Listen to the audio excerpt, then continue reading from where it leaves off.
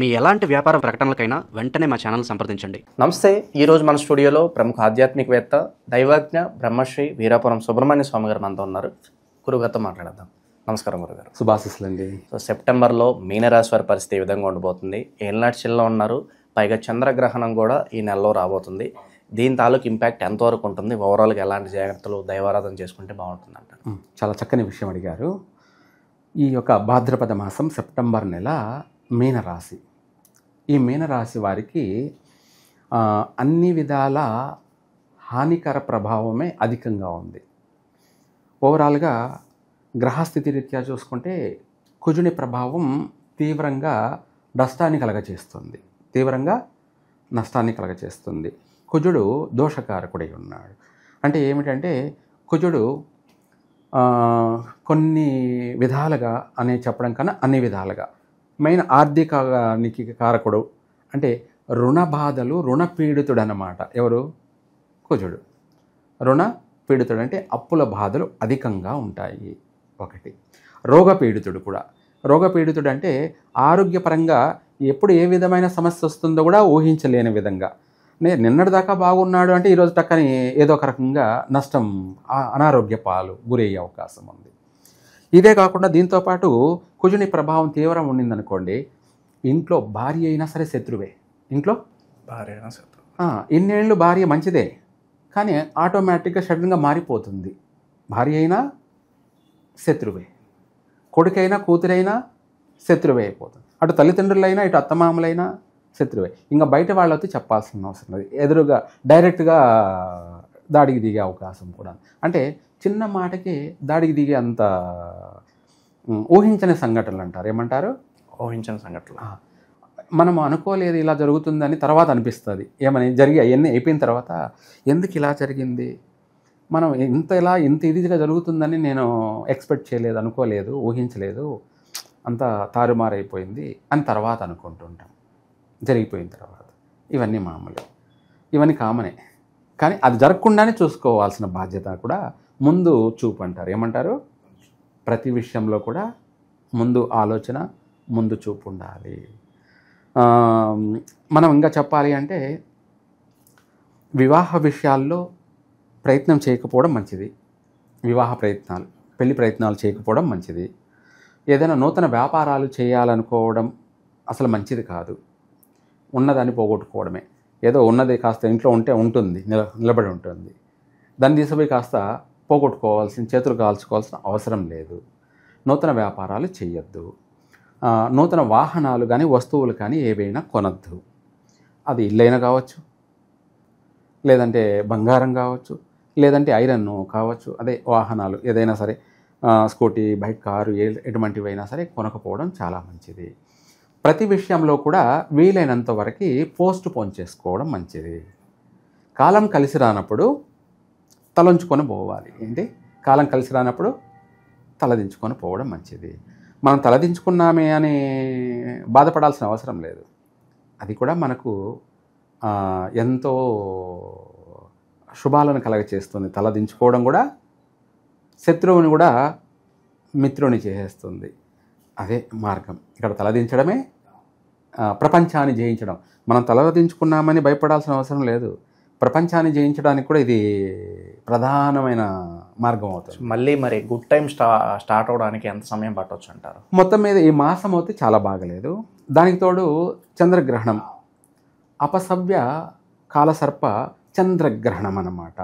ఇది రివర్స్, దీన్ని చీకటి అంటారు. దీని ప్రభావము కుంభరాశి పైన, మీనరాశి పైన అధికంగాను తీవ్రంగాను ఉంది. ఏమిటి ఇది అంటే ఉన్న పలానాగా ఆపరేషన్లు జరిగే అంత తీవ్రతకి, అటు శారీర బాధ, అటు ఆర్థిక నష్టము, మొత్తం మీద ఆరోగ్య నష్టం.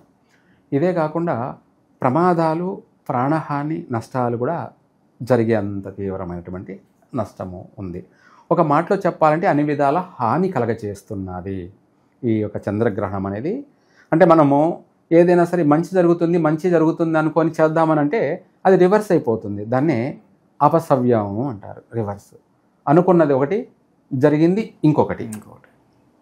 అనే విధంగా అధికంగా ఉన్నాయి. కాబట్టి వీటి అన్నిటి నుంచి కూడా మనం బయటపడాలి అంటే ఈ యొక్క చంద్రగ్రహణ ప్రభావం నుంచి కానీ, అటు మనం ఉద్యోగపరంగా కావచ్చు, ఆరోగ్యపరంగా కావచ్చు, అభివృద్ధి పరంగా కావచ్చు, వ్యాపార పరంగా కావచ్చు, వీటన్నిటి నుంచి మనము తప్పించుకు తిరుగువాడు దన్నీడు సుమి అన్నట్టుగా మనం బాగుపడాలి అంటే వీళ్ళు నిద్ర లేగానే మొట్టమొదటిగా నిద్ర లేవగానే ఎవరి ముఖాలంటే వాళ్ళ ముఖాలు చూడకుండా దేవుడి ముఖం చూడాలా?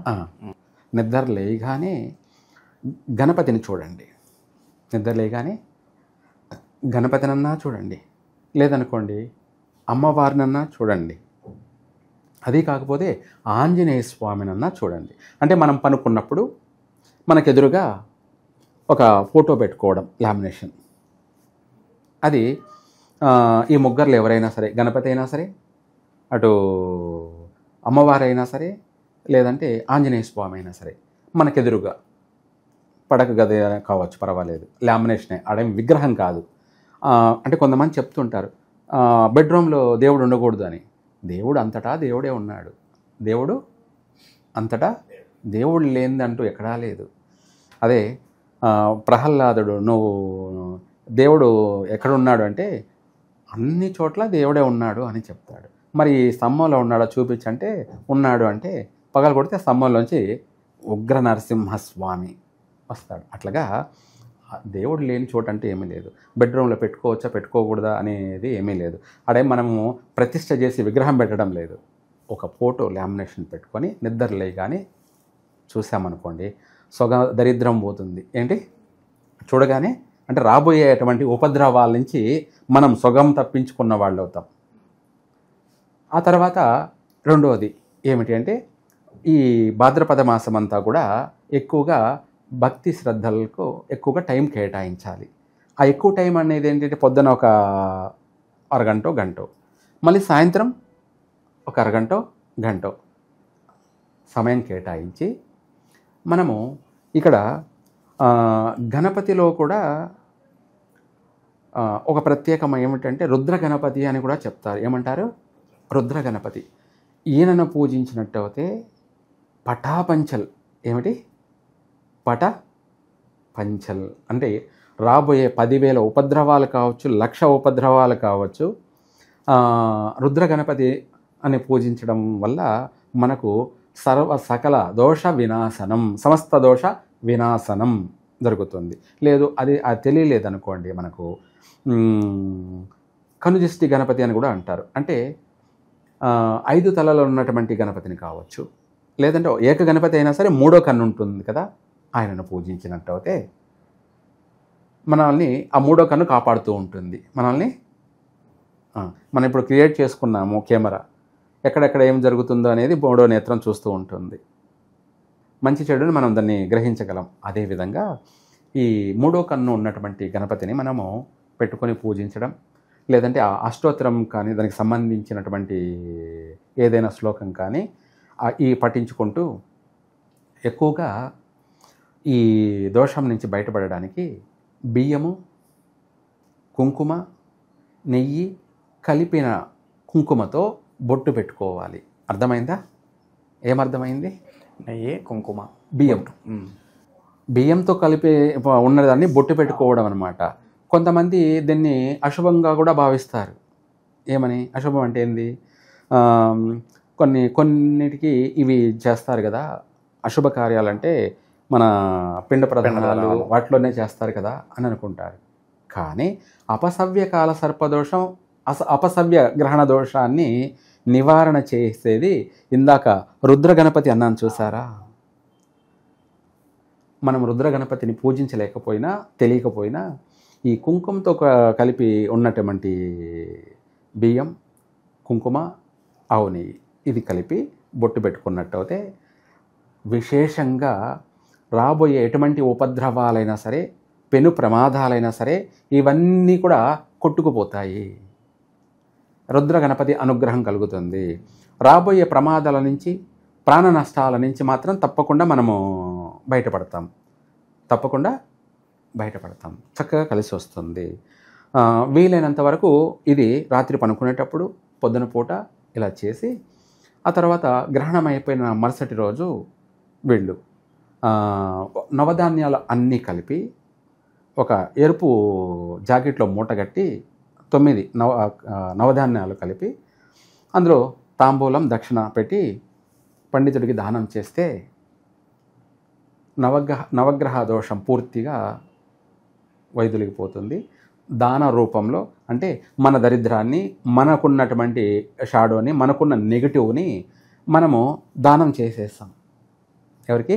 పండితుడికి దానం చేసేస్తాం. మన కర్మ, మన యొక్క సమస్త దోషాలన్నింటినీ కూడా, సమస్త పీడలను కూడా మనము సోమవారం రోజు ఉదయము, ఆదివారం రాత్రి చంద్రగ్రహణం జరుగుతుంది.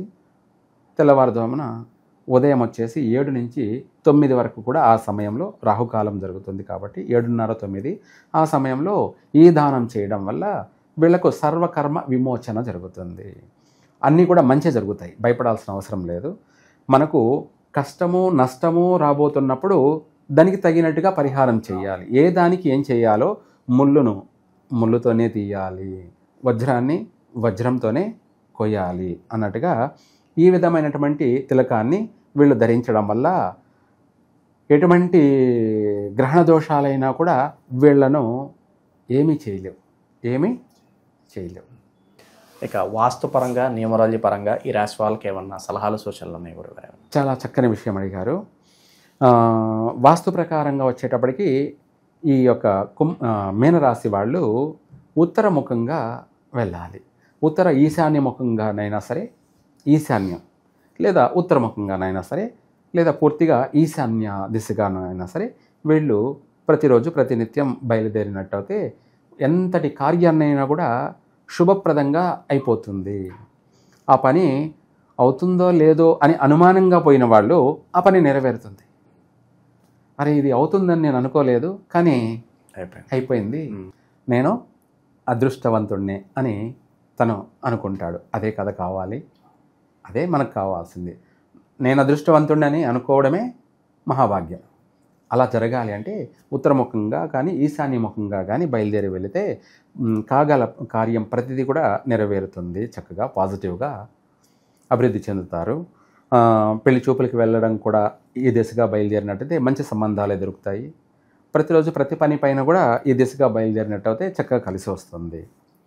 తర్వాత మీరు అన్నట్టుగా న్యూమరాలజీ ప్రకారంగా చూసుకుంటే ఈ యొక్క వీళ్ళకు కూడా 1, 2, 3, 9 వీళ్ళకు కూడా ఎవరికి? మీనరాశి వాళ్ళకి. ఈ సంఖ్య వీళ్ళకు బాగా అదృష్టప్రదమైన సంఖ్య, శుభ సంఖ్య. అది మనకు వాస్తుశాస్త్ర ప్రకారంగా మన ఇంటికి ఒక నెంబర్ తీసుకోవాలన్నా మనం సెలెక్ట్ చేసి తీసుకోవచ్చు. దానికి కావాల్సిన ఫీజు కట్టాలంతే. కారుకైనా, బైక్ అయినా, లేదంటే మనం ఫోన్ నెంబర్ సెలెక్ట్ చేసుకొని తీసుకున్నట్టు అయితే కమర్షియల్గా అంటారు. ఈ నెంబర్లే తీసుకోవాలి, ఈ సంఖ్య ఉండాలి, ఈ అంకెలే ఉండాలి, కలిపి కూడుకుంటే టోటల్ వచ్చేటప్పటికి కూడా ఇవే ఉండాలి. అప్పుడు మనకు ప్రతి దాని నుంచి కలిసే వస్తుంది. ఏ విధంగా చేసినా, ఏ విధంగా చూసుకున్నా కూడా ప్రతి విధంగా కూడా అన్ని డైరెక్షన్లో అన్ని విధాల మనకు కలిసి వచ్చే విధంగానే మనం చూసుకోవాలి. ఇప్పుడు ఒక రాజకీయ నాయకుడు ఏం చేస్తాడు? అందరి ఓట్లు మనకే పడాలి అనుకుంటాడు. అప్పుడు అందరినీ ప్రేమిస్తేనే కదా, అందరినీ సమానంగా చూసుకుంటేనే కదా అందరూ ఓటేస్తారు. అట్లాగే మనకు కూడా అన్ని గ్రహాల నుంచి అయినా కావచ్చు, మనుషుల నుంచి అయినా కావచ్చు, ప్రకృతి నుంచి అయినా కావచ్చు, మనకు ప్రకృతి సహకారం కలగాలి అంటే మనం తనకి తగినట్టుగా నడుచుకోవాలి. నడుచుకున్నప్పుడే మనకు ఎదురు లేదు. ఎదురు కత్తికి 2 పక్కల పదునే అన్నట్టుగా ఇటన్నా తిరుగుతుంది, ఇటన్నా తిరుగుతుంది, ఎటన్నా తిరుగుతుంది. అట్లాగే మనం ఏది చేసినా కూడా సక్సెస్ అవుతాము. ఏ పని ప్రారంభం చేసినా తప్పకుండా సక్సెస్ అవుతాం. అప్పుడు అందరూ కూడా వాడు పెట్టి పుట్టాడు అని అంటారు. ఏమంటారు? వాడు ఏది చేసినా అది విజయమే. వాడు మాట్లాడినా అది విజయమే, వాడు చేసినా అది విజయమే, వాడు ఏది చేసినా కూడా 3 పూలు 6 కాయలు అని చెప్తారు. ఆ విధంగా మనము అందరినీ మెప్పించే విధంగా కూడా తెలివిగా నడుచుకున్నవాడే ధన్యుడు సుమి. ఓవరాల్గా సెప్టెంబర్ మాసం మీనరాశి వాళ్ళకి ఏ విధంగా ఉండబోతుంది, ఎలాంటి జాగ్రత్తలు తీసుకోవాలి, చాలా బాగా విశ్లేషించారు. ధన్యవాదాలు గురుగారు. సర్వే జన సుఖినో భవంతు.